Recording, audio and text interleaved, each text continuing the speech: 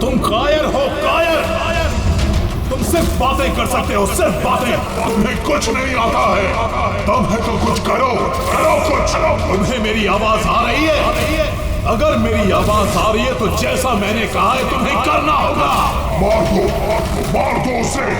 मेरा कहा मानो, और जो मैंने कहा है वो करो तो करो। मार दो उसे। योर ऑनर, सारे गवाह और सबूत यही साबित कर रहे हैं कि खून प्रीतिका ने ही किए हैं। नहीं, जज साहब, ये सब झूठ है। झूठ तो आप बोल रही हैं प्रीतिका जी, खून आप ही ने किए हैं। नहीं जज साहब, मैं बेकसूर हूँ जज साहब, निर्दोष हूँ मैं। Your honour, your honour. हाँ, मैं सुन रहा हूँ।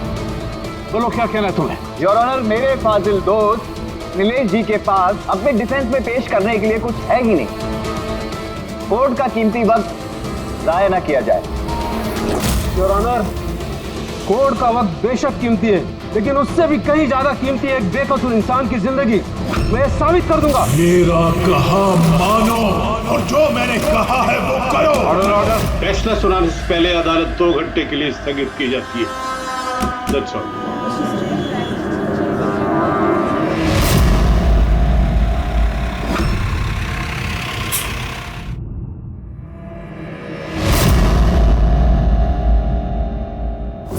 श्रीकांत, तुम्हें उसे मारना होगा। कर सकते हो ये, उसे जिंदा रहने का कोई हक नहीं है। उसका मरना जरूरी है। मार दो उसे।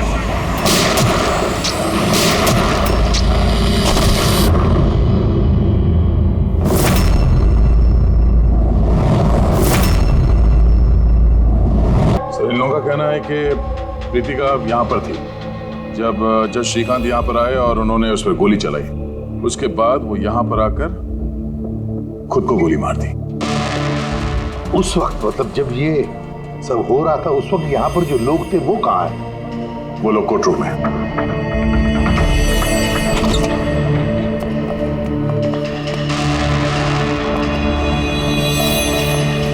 जरा डिटेल में बताइए क्या हुआ यहाँ पर। सर, एक केस की सुनवाई चल रही थी। जज श्रीकांत जी की हालत कुछ ठीक नहीं लग रही थी। उन्होंने 2 घंटे का रिसेशन लिया और अचानक चेंबर में आए और उन्होंने अपने आप को और प्रीतिका को गोली मार दी। लेकिन वो गन तो रखते ही नहीं थे। उनके पास गन कहाँ से आई? ये तो हमें भी नहीं पता सर कि गन आई कहाँ से, लेकिन गन उनके पास थी जरूर सर। तो गन का इंतजाम पहले से कर रखा है। लगता है जज साहब ने पूरी प्लानिंग की थी कृतिका का खून करने की। लगता तो ऐसे ही है। वैसे जज साहब की इस केस में कोई पर्सनल इन्वॉल्वमेंट थी? नहीं सर, ऐसा तो कुछ भी नहीं था। कृतिका के साथ कोई व्यक्तिगत दुश्मनी? जज साहब तो बहुत ही सुलझे हुए इंसान थे सर। केस के हर एक पहलू पर बहुत ही बारीकी से गौर करते थे सर। मुझे पिछले कई दिनों से लग रहा था कि कुछ न कुछ गलत जरूर है उनके साथ।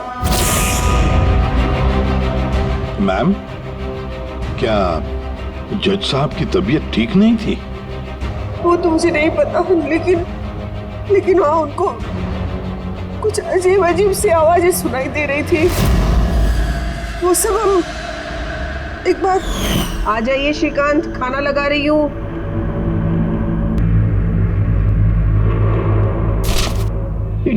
पड़ोसियों की जुबान पे लगा भी नहीं, जब देखो अनाप शनाप बकते रहते हैं। अरे क्या हुआ श्रीकांत, इतना क्यों चिढ़ रहे हो? पहले जाके पड़ोसियों का मुंह बंद करो, नहीं सुननी मुझे उनकी बकवास। कैसी बातें कर रहे हो श्रीकांत? पड़ोसी के बेचारे पिछले 1 महीने से लंदन गए हुए हैं और उनकी आवाज यहाँ तक कैसे आ सकती है? कुछ भी बात कर रहे हो आप श्रीकांत। कौशल, पता नहीं श्रीकांत को क्या हो गया है, कुछ अजीब सा बिहेव कर रहे हैं। और पता है तुम्हें, उसे पड़ोसियों की आवाज सुनाई दे रही है जबकि वो घर बंद है, वहां पे कोई नहीं है। किसे बता रही हो? किसे बता रही हो? और तुम क्या समझती हो? तुमसे झूठ बोल रहा हूं मैं? पूरा बात ऐसे, नाटक बंद करो। बताओ, तुम लोगों ने इस घर में क्या छुपा रखा? बताओ मुझे, बताओ। मैं सब जानता हूं, सब जानता हूं। तुम मुझे पागल बनाने की कोशिश कर रही हो ना? हैं? श्रीकांत, ये तुम्हें क्या हो गया है? हाँ? अपनी हालत देखो क्या बना के रखी है। पर यहाँ पे कोई नहीं है, किसकी आवाज सुनाई दे रही है तुम्हें? सुनाई दे रही है, मुझे उनकी आवाजें सुनाई दे। यही है, लेकिन मैं किसी की नहीं सुनूंगा, किसी की नहीं सुनूंगा। कहीं उन्हें कोई दिमागी बीमारी तो नहीं थी? नहीं सर, 15 अप्रैल तक तो ठीक थे, लेकिन हम रेड कैंडी हॉस्पिटल गए थे ना, उसके बाद ये सब कुछ होने लगा था उनके साथ। Red candy hospital? जी सर, इस हॉस्पिटल में चल के पता करते हैं कैसा क्या हुआ था वहां पे कि ये जज साहब अचानक ऐसा बर्ताव करने लगे। सर, इस केस में आखिर बचा ही क्या है? जिस आदमी ने खून किया उसी ने अपने आप को मार लिया।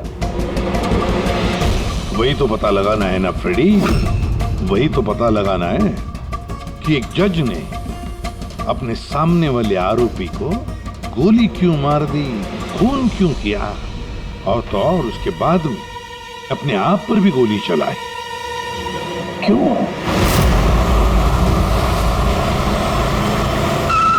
सर, हॉस्पिटल अथॉरिटी ने बताया कि जज श्रीकांत यहाँ पे साइकियाट्रिक ट्रीटमेंट के लिए नहीं बल्कि डेंटिस्ट से मिलने के लिए आए थे।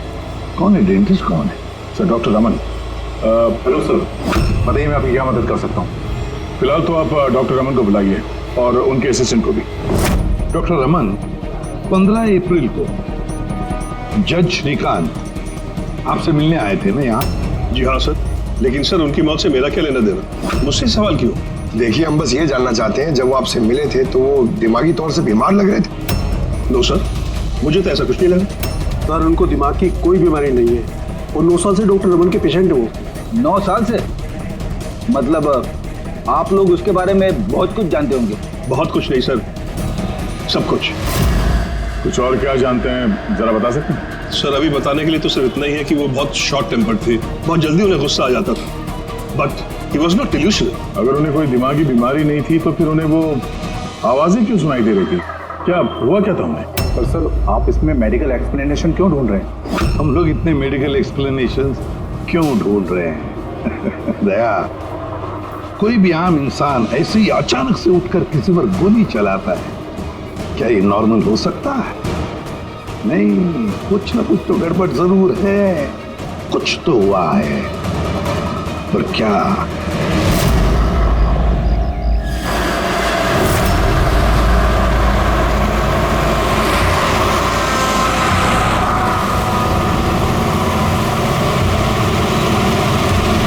वीरेन, तुम बेकार की चिंता करते हो। धनंजय की सिक्योरिटी टीम हमारे साथ है, हम सुरक्षित पहुंच जाएंगे।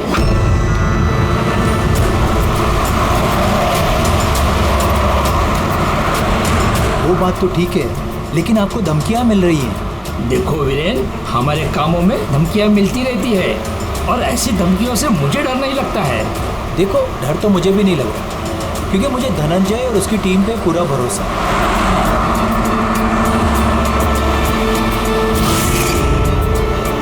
सर, हमने हॉल के 500 मीटर तक लोगों के जाने पर रोक लगा दी है और हर जगह सीसीटीवी से निगरानी की जा रही है। ये बहुत आसान है धनंजय, कायर मत बनो। हम जानते हैं इस काम को तुम पूरा करोगे, वो भी अपने हाथों से। तुम सुन रहे हो ना धनंजय, तुम बुज़दिल नहीं हो तुम बुज़दिल। कायर मत बनो, इस काम को तुम पूरा करोगे। सर, क्या बता रहे थे तुम ब्लॉक बी के अरेंजमेंट के बारे में? सर, मैं ब्लॉक बी के बारे में बात नहीं कर रहा था। सर, आप ठीक है ना? आपकी तबीयत कुछ खराब लग रही है। मेरी तबीयत ठीक है, मैं ठीक हूँ।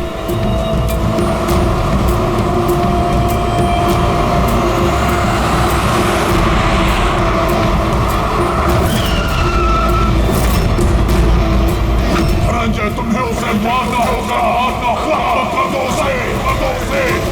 मार दो धनंजय, मार दो। गाड़ी रोको।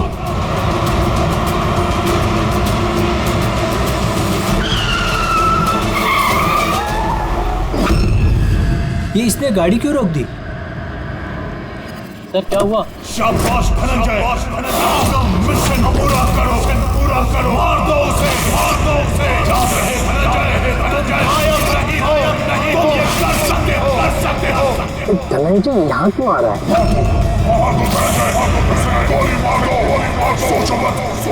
मैं देखता हूँ। ओके। क्या बात है धनंजय, गाड़ी क्यों रुकवा दी?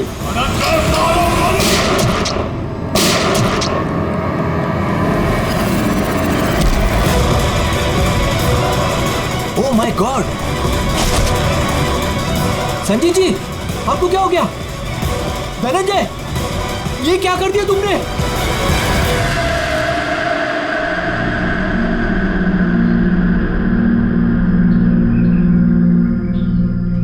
नेताजी के सिक्योरिटी का इंचार्ज वही था? जी सर, धनंजय जी वही इंचार्ज थे।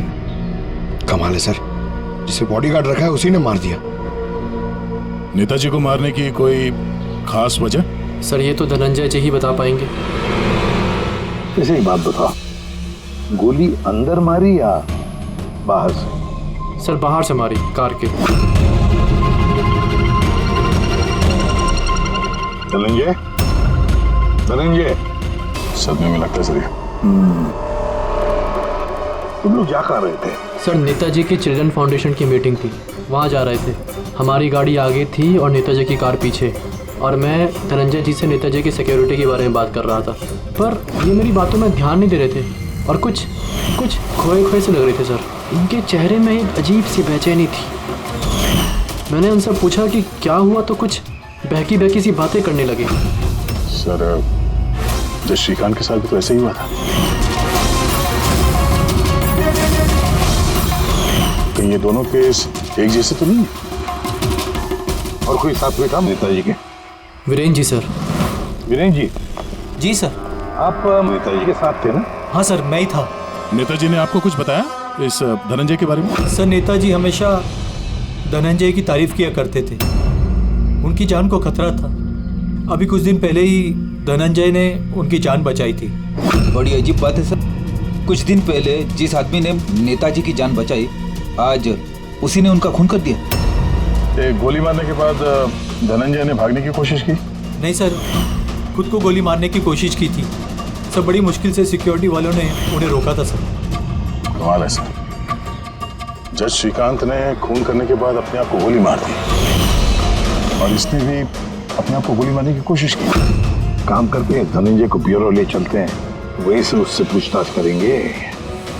और फिर एक बात समझ में नहीं आ रही है दया, खून करने के बाद खूनी अपने आप को गोली मार लेता, क्यों?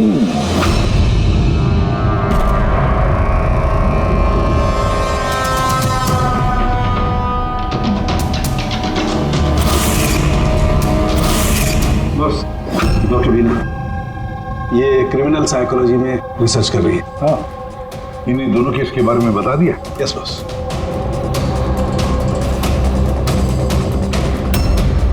मेरा बेटा कहाँ है? मुझे उससे मिलना है। श्री नेताजी के सिक्योरिटी इंचार्ज धनंजय की माँ। उसे यहाँ क्यों लाए हो?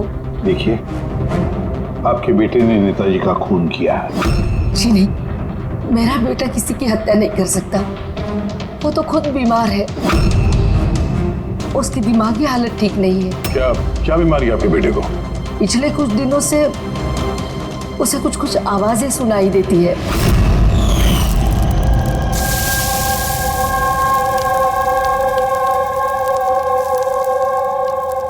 धनंजय, क्या बात है बेटा, बड़े परेशान लग रहे हो? ऑफिस में कोई प्रॉब्लम है क्या? कोई टेंशन? 2 दिनों से तुम मेरे साथ भी ठीक से बात नहीं कर रहे हो। कोई तो है यहाँ। सुनो ना, मैं तुम्हारी फेवरेट सब्जी बना रही हूँ, पालक की। इस घर में कोई तो है जो मुझसे बात कर रहा है। अरे मैं ही तो बड़बड़ा रही हूँ, दूसरा कौन बात करेगा घर में? कोई तो है हमारे अलावा इस घर में जो मुझसे बात कर रहा है। माँ, माँ, कोई तो है इस घर में हमारे अलावा। माँ, मुझे अजीब सी आवाजें सुनाई दे रही हैं, कोई मुझसे बात कर रहा है। हम दोनों के सिवा कोई नहीं है बेटा घर में। कोई है जो मुझसे बातें कर। बंद हो गई आवाज, फिर से आ रही है। कोई तो है माँ। कोई नहीं है, कोई नहीं। अरे कोई तो है माँ यहाँ पर। कोई नहीं है बेटा, तुम यहाँ आ जाओ। लगता है तुम्हारी तबीयत ठीक नहीं है, हमें डॉक्टर के पास जाना चाहिए। लेकिन ऐसा तो स्किज़ोफ्रेनिया में होता है। स्किज़ोफ्रेनिया? हाँ, जैसे कि आप सभी लोग जानते हैं कि स्किज़ोफ्रेनिया एक मानसिक बीमारी होती है। ऐसे में पेशेंट को बहुत सारी आवाजें सुनाई देती हैं, लोग ना होने के बावजूद भी दिखाई देते हैं और पेशेंट अपने आप को मारने की कोशिश भी करता है। क्या आप मुझे बताएंगे कि इन दोनों पेशेंट की उम्र क्या थी? श्रीकांत जी की उम्र 50 साल और धनंजय 42 साल का। लेकिन इस उम्र में स्किज़ोफ्रेनिया नहीं होता। क्या मैं उनसे मिल सकती हूँ? मुझे पेशेंट से बात करनी है। हाँ बिल्कुल, पूरी।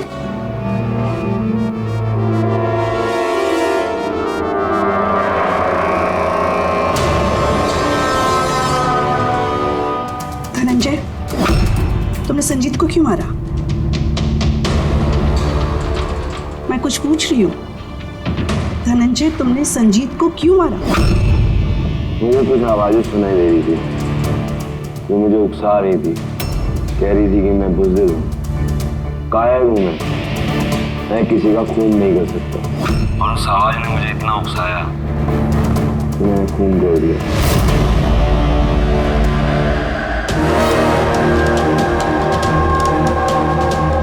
और ये तुम्हारा गाल? ये गाल क्यों सूजा हुआ है? मेरे दांत में इन्फेक्शन है। जज श्रीकांत, उनके दांत में भी इन्फेक्शन था सर? मेरे बेटे के भी दांत के इलाज के बाद ही उसकी तबीयत खराब रहने लगी। क्या? दांतों का इलाज करवाया, उसके बाद में तबीयत खराब हो गई? किस डेंटिस्ट के पास इलाज करवा रहा था वो? Doctor Raman, red candy hospital. Red candy hospital गए थे ना, उसके बाद ये सब कुछ होने लगा था उनके साथ। है ना बड़ा अजीब कोइंसिडेंस।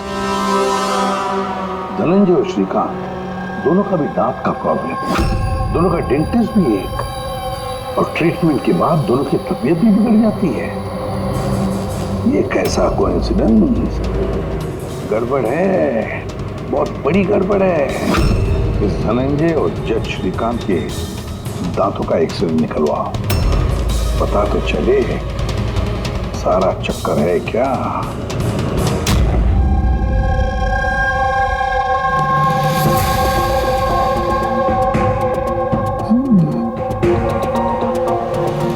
ये क्या हो सकता है? सब? ये देखिए। क्या? ये मार्क्स। हाँ यार, दांतों में ये क्या है? फॉरेन ऑब्जेक्ट जैसा। एग्जैक्टली, ऊपर से दोनों आदमियों के दांतों में।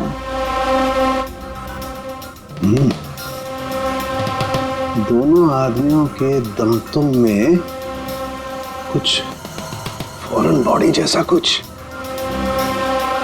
क्या हो सकता? तारिका, एक काम करो, एसीपी साहब को फोन कर दो, उन्हें बोल दो कि केस की जड़ मिल गई है।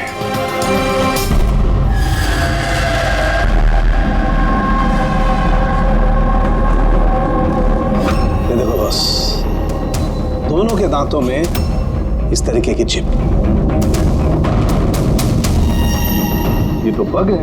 हाँ, ये बग ही है। सर, ये तो जासूसी में इस्तेमाल होने वाला ट्रांसमीटर जैसा कुछ है। बॉस, इसके जरिए ही श्रीकांत और धनंजय को वो आवाजें सुनाई देती थी। तो ये चिप ट्रिगर का काम कर रही थी। इसी के जरिए वो उकसाने वाली आवाजें उनके कानों तक पहुंच रही थी और वो लोग किसी की जान तक लेने को मजबूर हो गए। मुझे तो लगता है ये काम डॉक्टर रमन का ही है। उन्होंने ही दांतों की ट्रीटमेंट की थी। पूछताछ करनी पड़ेगी डॉक्टर रमन से, और एक एक्सपर्ट को भी बुलाओ। ट्रांसमीटर के बारे में पूरी जानकारी लेते हैं उससे। डॉक्टर रमन, दांत में ट्रांसमीटर लगाने का काम कब से शुरू कर दिया आपने? ट्रांसमीटर? हाँ। किस ट्रांसमीटर की बात कर रहे हैं आप सर? उसी ट्रांसमीटर की बात कर रहे हैं जो जज श्रीकांत और सिक्योरिटी ऑफिसर धनंजय के दांत में फिट किया गया था। देखिए, मेरा यकीन कीजिए, मैंने कोई ट्रांसमीटर नहीं लगाया है। ये क्या बकवास कर रहे हैं आप? डॉक्टर साहब, दांतों में ट्रांसमीटर क्यों लगवाएंगे? सर, आप हमारे हॉस्पिटल को बर्बाद करने पे तुले। डॉक्टर रमन हमारे हॉस्पिटल के जिम्मेदार डॉक्टर हैं सर। ये इस तरह का काम हरगिज नहीं कर सकते। और इस तरह का काम यहाँ पे हुआ तो है। हमें श्रीकांत और धनंजय के दांत से ये ट्रांसमीटर मिला है। और इन्हीं ट्रांसमीटर्स की वजह से वो दोनों भी सिजोफ्रेनिक बन गए। सर वो दोनों मेरे बहुत पुराने पेशेंट हैं। श्रीकांत 9 साल और धनंजय 2 साल। सर भला मैं अपने पेशेंट के साथ ऐसा क्यों करूं? ये तो आप बताइए ना, क्यों लगाया ट्रांसमीटर? मेरा यकीन कीजिए, मैंने कोई ट्रांसमीटर नहीं लगाया। क्योंकि डॉक्टर रमन के पास ट्रांसमीटर बनाने और उससे मोलार इम्प्लांट्स की ट्रेनिंग ही नहीं है। ये सिर्फ डॉक्टर हैं, दांतों के अच्छे डॉक्टर। और सर हम यहाँ पे दांत लगाते हैं, बनाते नहीं। दांत तो बाहर से ऑर्डर देने पे आता है। कहाँ से ऑर्डर करते हैं आप ये दांत? डेंजा बायोकेयर। डेंजा बायोकेयर। रेडी पंकज, डॉक्टर रमन की चेम्बर्स अच्छी तरह से चेक करो, एक एक कोना छान मारो।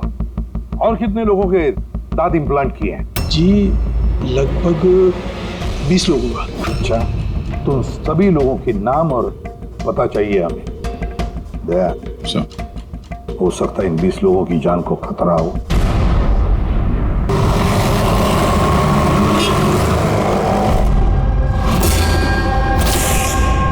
कुछ समझ में आ रहा है? हाँ सर, कुछ कुछ समझ में आ रहा है। यही कि ये ट्रांसमीटर जितना छोटा है उतना ही पावरफुल है। कितनी रेंज है इसकी? सर इसकी रेंज यही कोई 15 से 20 मीटर है। यानी अगर इस ट्रांसमीटर से किसी को कम्युनिकेट करना है तो उसे 15 से 20 मीटर के दायरे में रहना होगा। इसकी फ्रीक्वेंसी हम लोग ट्रैक कर सकते हैं? बिल्कुल ट्रैक कर सकते हैं, लेकिन उसके लिए हमें पहले ये जानना होगा कि ये ट्रांसमीटर कितने हर्ट्ज पे काम करता है। तो पता लगाओ कितने हर्ट्ज पे काम करता है ये, क्योंकि फ्रीक्वेंसी हमारे लिए बहुत जरूरी है। जहाँ पर ये फ्रीक्वेंसी एक्टिव होगी वहीं पर हमारा खोज ही होगा। ठीक है सर, आप थोड़ा सा वक्त दे दीजिए, मैं जल्दी पता लगाने की कोशिश करता हूँ। ठीक है। ये कहानी आके रुक जाती डॉक्टर रमन के नाम पर। सारा का सारा शब्द डॉक्टर रमन पे ही है। लेकिन सर वो अपने पुराने पेशेंट का खून क्यों करेगा? हाँ सर, हॉस्पिटल एडमिनिस्ट्रेटर बता रहा था कि ऐसा ट्रांसमीटर बनाने की काबिलियत डॉक्टर रमन में नहीं है। तो शक के घेरे में तो ये कविता और वीरेंद्र भी है। हो सकता है इनमें से किसी ने मारा। हो सकता है, बिल्कुल हो सकता है, लेकिन ये जो भी है वो 15 और 20 मीटर के दायरे में ही काम कर रहा है। जो 20 लोगों के बारे में क्या पता चला? जी सर, उनका आपस में कोई कनेक्शन नहीं है। यहाँ तक कि श्रीकांत और धनंजय ये भी एक दूसरे को नहीं जानते। फिर भी अभी उन 20 लोगों से जाकर मिलो, उनसे पूछो क्या उनके साथ भी वैसे हो रहा था जैसे धनंजय और श्रीकांत के साथ हो रहा था क्या? और एक बात, लॉर्ड चेम्बर और चेंबूर पता लगा वहां पर कितने सेलफोन एक्टिव थे उस खून के दौरान। और देख, उस दांत बनाने वाले कंपनी में जाकर पूछताछ करो, देखो कौन हो सकता है जो दांत में ट्रांसमीटर फिट कर सकता है।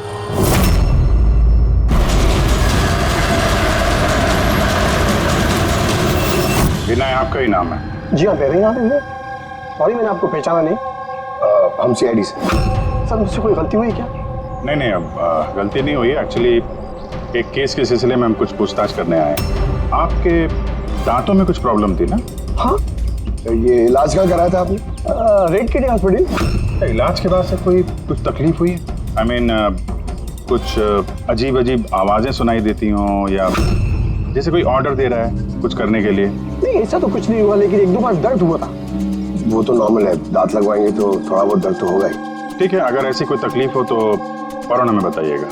और हाँ, किसी अनजान आदमी के बहकावे में नहीं आना और किसी के बुलाने पे किसी अनजान जगह नहीं जाना है। ओके जी, ध्यान रखिएगा। जी सर। डॉक्टर रमन बहुत अच्छे हैं। दांत लगाने के बाद से मुझे जरा सी भी तकलीफ नहीं है। आपको कोई आवाजें सुनाई दे रही? क्या मतलब है इसका? नहीं, जिन जिन लोगों को भी डॉक्टर रमन ने दांत लगाए उनमें से कुछ लोगों को अजीब सी आवाजें सुनाई दे रही हैं। मेरे साथ तो ऐसा कुछ भी नहीं हुआ है। अच्छा, अगर ऐसा कुछ भी हो आपके साथ तो आप हमें प्लीज इन्फॉर्म करिएगा। या श्योर। आप लोग यहाँ पे दांत बनाते हो या मिनिएचर ट्रांसमीटर?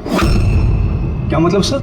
मतलब ये कि यहाँ पे दांतों में ट्रांसमीटर फिट किए जाते हैं, खून करने की साजिश रची जाती है यहाँ पे। हा? नहीं सर, आप लोगों को गलतफहमी हो गई है। हम इस तरह के इलीगल काम नहीं करते हैं। इलीगल काम हुआ है यहाँ पे। ये देखिए, रेड कैंडी हॉस्पिटल में आप लोगों ने दांत भेजे थे ना? जी हाँ मैडम। उसके अंदर ट्रांसमीटर फिट किए गए थे। जज श्रीकांत और सिक्योरिटी ऑफिसर धनंजय, उनके दांत यहीं पे बने थे ना? एक मिनट सर, मैं चेक करता हूँ।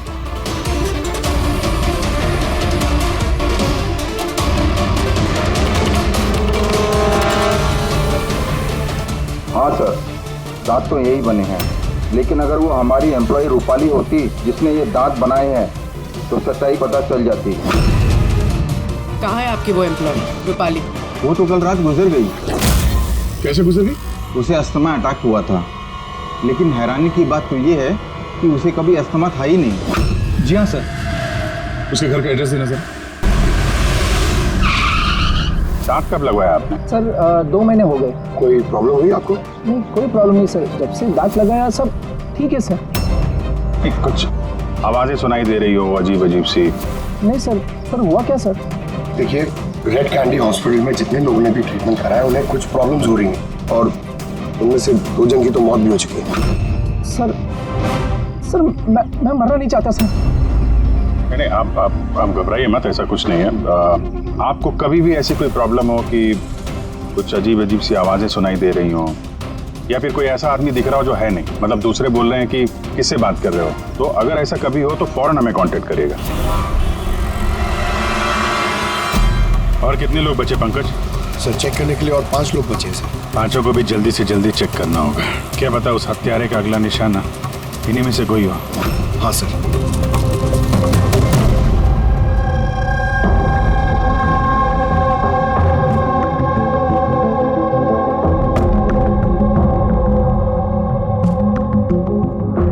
भाई पता चला कि नहीं कुछ? सर मैं ऑलमोस्ट पहुंच गया, बस थोड़ी सी देर और सर। जज श्रीकांत और संजीत का संबंध है सर। अच्छा, कैसा संबंध? सर ये केस फाइल देखिए। 2009 में एक डॉक्टर रिसर्च कर रहे थे, लेकिन उसकी ग्रांट नेताजी संजीत ने कैंसिल कर दी। और इस डॉक्टर का प्रैक्टिस करने का लाइसेंस कैंसिल किया नेताजी संजीत ने, और उसे सजा सुनवाई जज श्रीकांत। नाम है डॉक्टर ललित। सर ये डॉक्टर ललित है कौन? पता लगाना पड़ेगा ये डॉक्टर ललित है कौन और किस बात पर रिसर्च कर रहा था। तो आपकी बेटी ने टूथ इम्प्लांट करवाया था? हाँ, अभी 2 दिन पहले ही कराया था इम्प्लांट रेड कैंडी हॉस्पिटल से। सर जिस दिन से टूथ इम्प्लांट करवाया है अजीब अजीब बातें करती है और बहुत डरी हुई भी है। मॉम, क्या हुआ, कुछ चाहिए? कोई आया क्या घर में? कोई भी तो नहीं। नहीं मॉम, कोई तो है घर में। मैं हूँ, तुम हो, और पापा तो हांगकांग में है, और कोई आएगा तो बेल बजाएगा ना। बेल भी तो नहीं बजी है। पता नहीं मॉम क्या हो रहा है, जब से सोकर उठी हूँ ऐसा लग रहा है कि घर में कोई है और मेरे बारे में अजीब अजीब सी बातें कर रहे हैं मुझसे।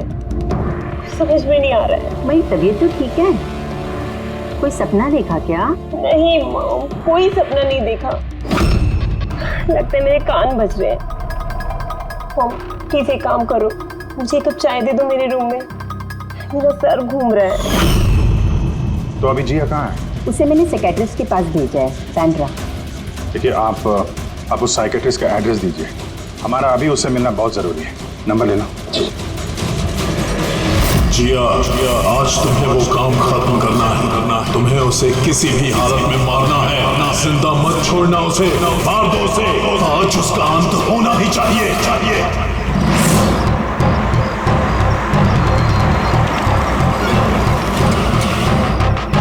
कहाँ जाएंगे मैडम? जेके मार्केट। उसे कहो तुम्हें जेके मार्केट जाना है। मैंने कहा मैडम कहाँ जाएंगे? जेके मार्केट। जी बैठिए।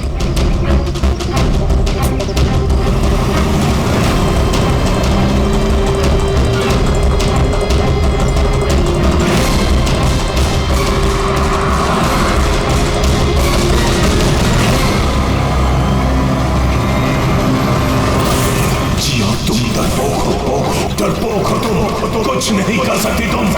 एक नंबर की डरपोक हो। मैं डरपोक नहीं हूँ और मैं किसी को नहीं मार सकती। मैडम आपने मुझसे कुछ कहा? हाँ, अब नहीं, मैंने कुछ नहीं कहा। नहीं, कुछ नहीं कहा मैंने। मैं कहाँ बात कर रही हूँ?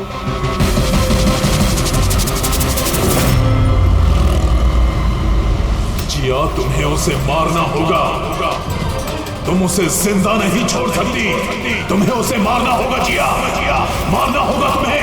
नहीं, मैं किसी का खून नहीं करूंगी, किसी का भी नहीं। अरे भैया, गाड़ी क्यों रोक दी? मैडम, गाड़ी आगे नहीं जाएगी। क्यों नहीं जाएगी? मैंने कहा ना मैडम, गाड़ी आगे नहीं जाएगी। अगर ले जाना ही नहीं था तो बिठाया क्यों? मैडम, आप उतरती है या मैं गाड़ी से उतर जाऊं?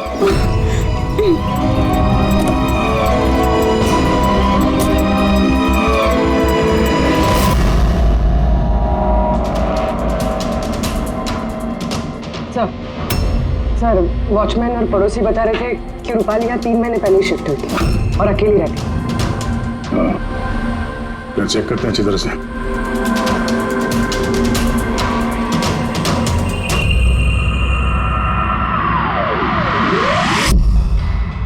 ये क्या है?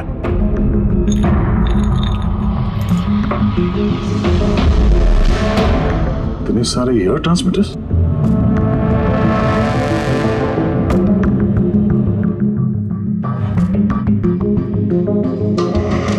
डॉक्टर रमन की पेशेंट्स की पूरी डिटेल्स भी है इसमें। ये देखो। सर, ये जिया तो वही है जिसके बारे में अभिजीत सर ने हमें बताया था। सर, ये रूपाली, ये कहीं किसी की कठपुतली तो नहीं थे? हो सकता है, शायद कोनी को पता चल गया होगा कि हम लोग रूपाली तक पहुंच जाएंगे, इसलिए मार दिया उसे।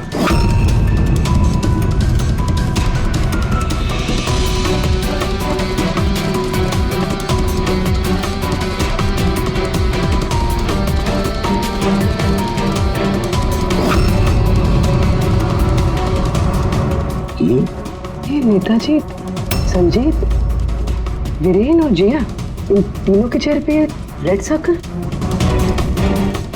नेताजी के चेहरे पे क्रॉस मारा हुआ। नेताजी तो मारे गए, अब बचे ये वीरेन और ये जिया। मतलब अगला नंबर इनका है।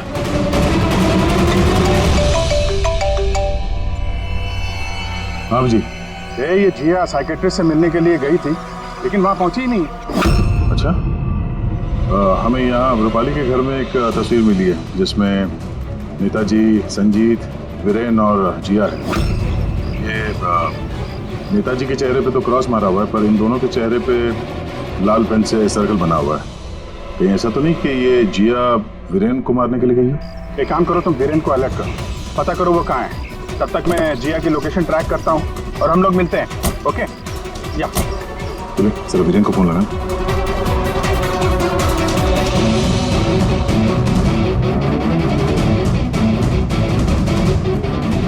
सर, वीरेन का फोन तो बंद है। मिल गया। हाँ सर, ये ट्रांसमीटर 1.8 मेगाहर्ट्ज से 2 मेगाहर्ट्ज के बीच में काम करता है। ग्रेट। 1.8 मेगाहर्ट्ज से 2 मेगाहर्ट्ज पर। हाँ सर। मेरी बात ध्यान से सुन लो। हाँ, पहले तो फ्रेडी ने कमाल कर दिया है। हाँ, रिसर्च करके ऐसा नाम निकाला है जिसका कनेक्शन इस नेताजी संजीत और जज श्रीकांत के साथ है। उस आदमी का नाम है डॉक्टर ललित। हाँ, डॉक्टर ललित। यस, मुझे तो ये डॉक्टर ललित ही बहुत गड़बड़ लग रहा है दया। मुझे तो उसी पे शक होने लगा है, क्योंकि डॉक्टर ललित का कुछ साल पहले इस नेताजी संजीत ने प्रैक्टिस करने का लाइसेंस कैंसिल कर दिया था, और फिर इस डॉक्टर ललित को जज श्रीकांत ने सजा सुनवाई। और हुआ क्या? पहले खून हुआ जज श्रीकांत का, और फिर उसके बाद में नेताजी संजीत मारा गया। ये खून कौन कर सकता है? ये डॉक्टर ललित ही कर सकता है। उसी का कनेक्शन है इन दोनों के साथ। बस अब डॉक्टर ललित जिस फ्रीक्वेंसी पर ऑपरेट करता है वो फ्रीक्वेंसी भी पता चल गई।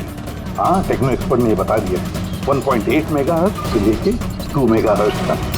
बस अब इस फ्रीक्वेंसी पर हम टैप करेंगे डॉक्टर ललित को। पता चलेगा ये डॉक्टर ललित किस किस से बात करता है और क्या बातें करता है। और दया, ये रेडियो फ्रीक्वेंसी 1.8 मेगाहर्ट्ज से 2 मेगाहर्ट्ज हमारे सारे पुलिस स्टेशन और रेडियो वैन्स को बता दो। अब देखते हैं कब तक भागता है ये डॉक्टर ललित।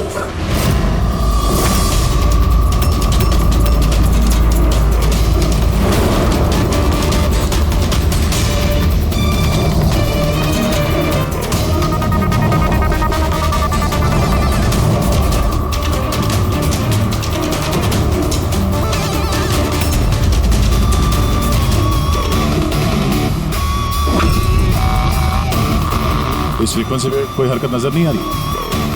जब भी बोलेगा पकड़ा जाएगा। पूरी मुंबई इस फ्रीक्वेंसी को हर 5 किलोमीटर में ट्रैक कर रही है। अगर जिया वीरेन को मारने निकली है तो वो खूनी 1.8 या 2 पे जरूर आएगा।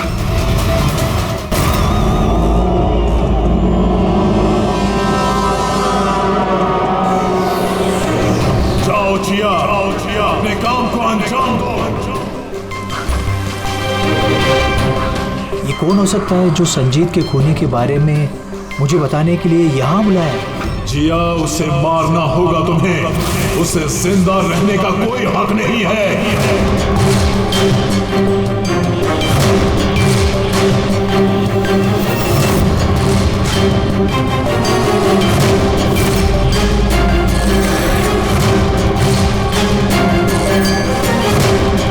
ज्यादा सोचो मत, मार दो जिया, उसे मार दो, उसे जिंदा रहने का कोई हक नहीं है। उसकी तरफ देखो, पहचानो उसे, वो तुम्हारे सामने है।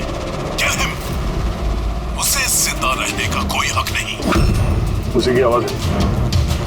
फ्रीक्वेंसी लोकेट करो। देखो, अपनी बैग से गन निकालो।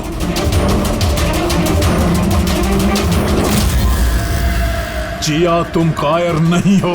Shoot him, shoot him. Location क्या बता रहा है? सर, जेडी मार्केट मरोल दिखा रहा है।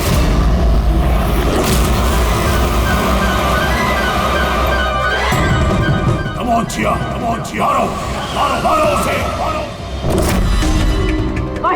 सर, ये क्या हो रहा है? ये मुझे क्यों मारना चाहती थी? किसी ने मुझे फोन करके बुलाया कि संजीत की खूनी के बारे में बताने वाली थी। घबराइए नहीं, ये सब एक प्लान था।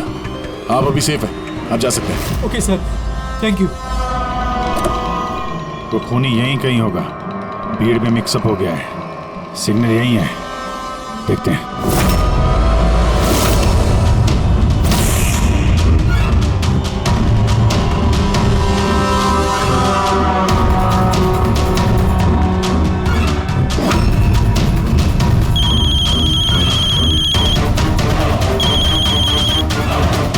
हेलो, अभिजीत बोल रहा हूँ। कभी हमसे भी मिल लिया करो। अरे इधर उधर क्या देख रहा है? तेरे पीछे हो। डॉक्टर ललित।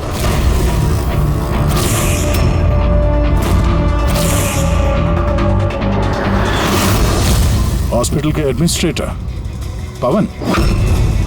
मुजरिम चाहे कितने भी नाम बदल ले, चाहे कितने भी भेष बदल ले, एक ना एक दिन शिकंजे में फंस ही जाता है। क्यों? चलो।